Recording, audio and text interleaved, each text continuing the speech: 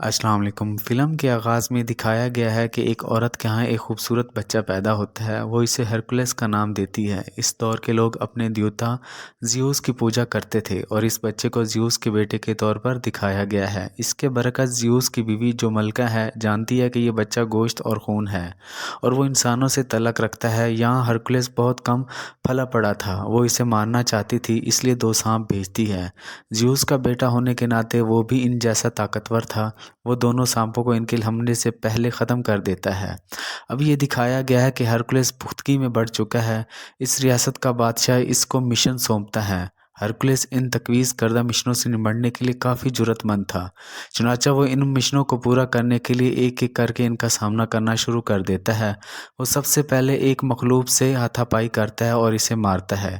اس کے بعد وہ بہت سی دوسری مخلوق کو بھی ان کا سامنا کرتے ہوئے مارتا ہے۔ ایک دن اس کا سامنا ایک مہلک شیر سے ہوتا ہے۔ کوئی تیر اسے زخمی نہیں کر رہا تھا، لیکن ہرکولس نے اپنی طاقت کا استعمال کرتے ہوئے اسے بھی ختم کر دیا۔ پھر ایک مقام دکھایا گیا ہے جہاں ایک لڑکے کو لوگوں نے مضبوطی سے باندھ رکھا تھا۔ وہ ہرکولس کا بھتیجا تھا۔ پھر ہرکولس وہاں پہنچتا ہے۔ وہاں سب کو مار کر اس نے اپنے بھتیجے کو بچا لیا۔ پھر ہرکولس کو ایک جگہ پر بیٹھے دکھایا گیا ہے۔ دوسری ریاست کے بادشاہ کی بیٹی وہاں پہنچتی ہے۔ وہ کہتی ہے، ہمیں ضرورت ہے تمہاری۔ اپنے آدمیوں نے ہمیں ڈبل کراس کر دیا ہے۔ ہر طرف جنگ جاری ہے، نتیجہ لوگ ختم ہو رہے ہیں۔ ایک شخص ہرکولس کے ساتھ بیٹھا کہتا ہے، ہمارے پاس ابھی وقت نہیں ہے، لیکن اگر آپ بھاری رقم پیش کرتے ہیں تو ہم آپ کی مدد کر سکتے ہیں۔ وہ شہزادی ان سے کہتی ہے کہ جنگ کا حصہ بننا اعزاز کی بات ہے۔ ہرکولس نے اعلان کیا، ہمیں اپنے ہتھیاروں کے لیے پیسوں کی ضرورت ہے۔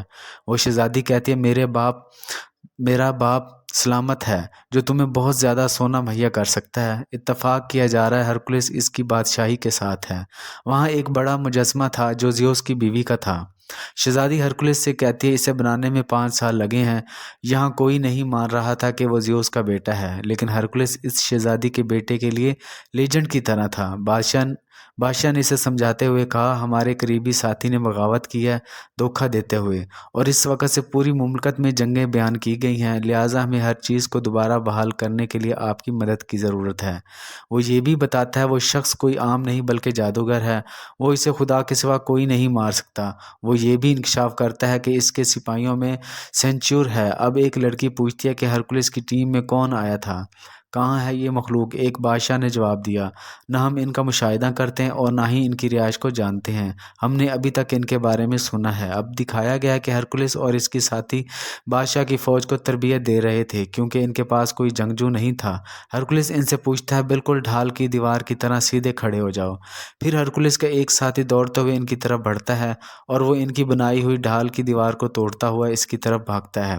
ہرکولس ان سے کہتا ہے، بہت کمزور ڈھال دیوار ہے، اس طرح تم ہار جاؤ گے۔ ہرکولس یہاں فوج کو تربیت دے رہا تھا، اسے معلوم ہوتا ہے کہ مخالفین جنگ کے لیے ان کی طرف بڑھ رہے ہیں۔ ہرکولس یہ جانتے ہوئے بھی ان سے جنگ سے بچنے کو کہتا ہے کیونکہ وہ کہتا ہے کہ جنگ کے بعد ہمارے لیے کچھ نہیں بچے گا، لیکن اس ریاست کا بادشاہ کہتا ہے کہ یہاں امن ہوگا، جتنی جلدی ہو سکے ہم ان کو ختم کر دیں گے۔ اب رات کو دکھایا گیا کہ شہزادی کا بیٹا ہرکولس سے ملنے آتا ہے جو اسے اپنا افسانہ سمجھتا تھا۔ وہ اس سے کہتا ہے، میں تمہارا مدعو ہوں، بوڑھا ہو کر میں آپ جیسا ہو جاؤں گا۔ یہ دکھایا گیا کہ ہرکولس اس بچے کے گلے میں اپنا لاکٹ ڈالتا ہے، اسے اتار دیتا ہے اور اس سے کہتا ہے، میں نے اسے اپنے بیٹے کو دینا چاہا تھا، اب میں تمہیں دے رہا ہوں۔ سب اس جگہ کی طرف بڑھ رہے تھے جہاں انہیں مخالف بادشاہ کا سامنا کرنا پڑا۔ انہوں نے راستے میں انسانوں کے لٹکے ہوئے سروں کو دیکھا۔ بادشاہ کہتا ہے کہ وہ مخالف بادشاہ ہم سے پہلے یہاں پہنچ گیا تھا، اس نے ہمارے درمیان خوف پیدا کرنے کے لیے اس جگہ کے لوگوں کو قتل کیا۔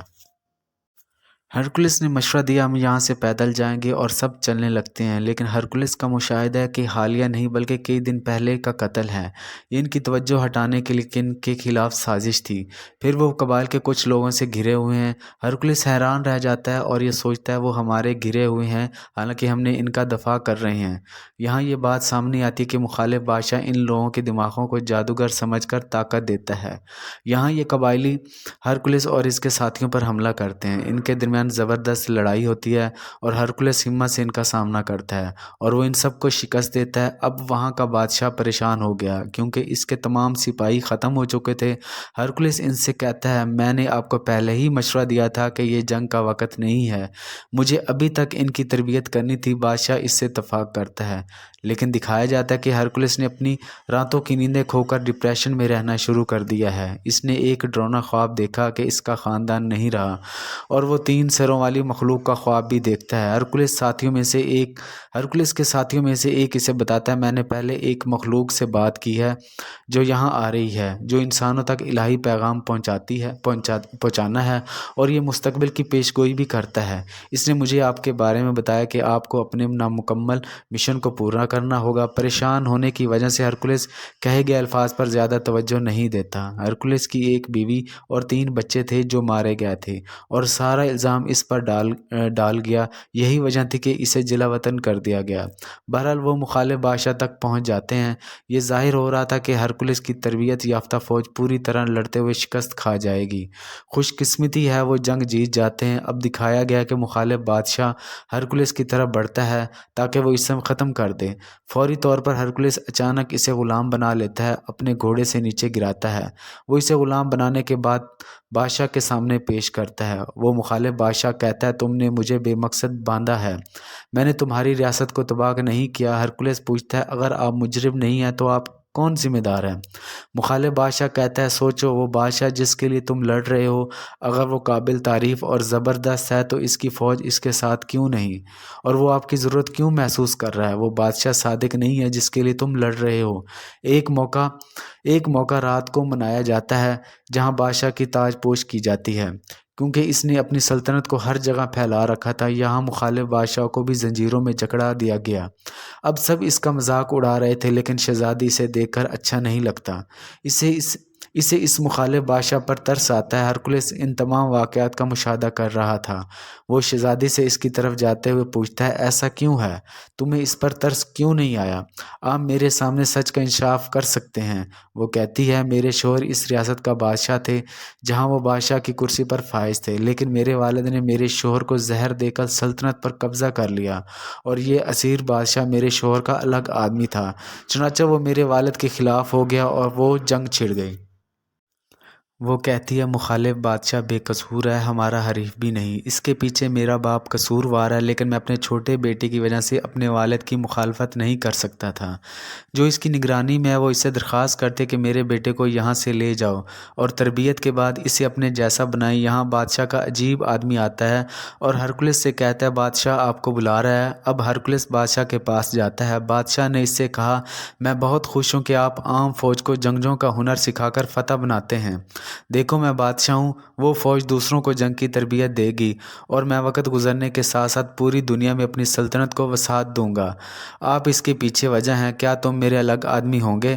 ہرکولس اس سے انکار کر دیتا ہے۔ بادشاہ کہتا ہے ٹھیک ہے، تمہیں جو بھی چاہیے میں آپ کو سونے سے نوازتا ہوں اور بعد میں آپ رخصت ہو سکتے ہیں۔ بادشاہ ہونے کے ناطے مجھے آپ جیسے لوگوں کی بالکل ضرورت نہیں ہے۔ اب ہرکولس اور اس کے ساتھی اپنا سونا جمع کرتے ہوئے چلے گئے۔ پھر وہ اپنے گرد و نواح میں گاؤں والوں کو مشاہدہ کرتے ہیں۔ وہ اداس نظر آ رہے تھے کیونکہ وہ ہرکولس کی رخصتی نہیں چاہتے تھے، کیونکہ ہرکولس نے انہیں زندگی گزارنے کے طریقے سکھائے تھے۔ ہرکولس نے انہیں دیکھ کر سونے کی تھیلی پھینک دی اور اعلان کیا کہ میں یہیں رہوں گا کیونکہ گاؤں والوں کو میری ضرورت ہے۔ ہرکولس کے ساتھیوں میں سے ایک کہتا ہے تم کیا کر رہے ہو؟ ہمیں اپنا سونا مل گیا تو ہمیں یہاں سے جانا چاہیے، لیکن ہرکولس کے باقی ساتھی اپنا سونا پھینک دیتے ہیں اور اس ساتھی کو چھوڑ کر اس کے ساتھ رہنا پسند کرتے ہیں۔ وہ اپنا سونا لے کر وہاں سے چلا جاتا ہے۔ اب ہرکولس کے ساتھی براہ راست بادشاہ کے حجرے میں چلے گئے، لیکن بادشاہ کے آدمی نے انہیں گھیر لیا۔ یہاں شہزادی اور اس کا بیٹا بھی موجود ہیں۔ اب بادشاہ کی مخصوص آدمی نے اسے اطلاع دی کہ آپ کی بیٹی ہرکولس سے درخواست کر رہی ہے میرے بیٹے کو اپنے ساتھ لے جاؤ۔ یہ سن کر بادشاہ نے اپنی بیٹی کے بیٹے کو اس سے پکڑ لیا۔ یہاں بادشاہ کا آدمی ہرکولس پر حملہ کرتا ہے اور وہ اپنے ہوش کھو بیٹھتا ہے، اپنے حواس بحال کرتے ہوئے اپنے آپ کو بھاری زنجیروں میں جکڑا ہوا پاتا ہے۔ پھر اس ریاست کا بادشاہ وہاں پہنچتا ہے جہاں ہرکولس بھلا پڑا تھا۔ ہرکولس اس کی حمایت کرتے ہوئے اس کے لیے بہت سی لڑائیوں میں حصہ لیتا ہے، لیکن اس نے یہاں بھی دھوکہ دیا، اس بادشاہ کے ساتھ عہد کیا کہ ہم مل کر دنیا پر غلبہ حاصل کریں گے۔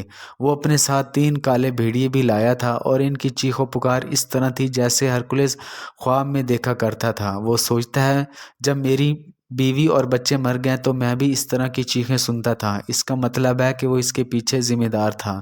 ہرکولس ان سے پوچھتا ہے ایسا کرنے کی کیا وجہ تھی، اور ریاست کا بادشاہ جہاں ہرکولس پلا پڑا تھا، میں ریاست کا بادشاہ تھا۔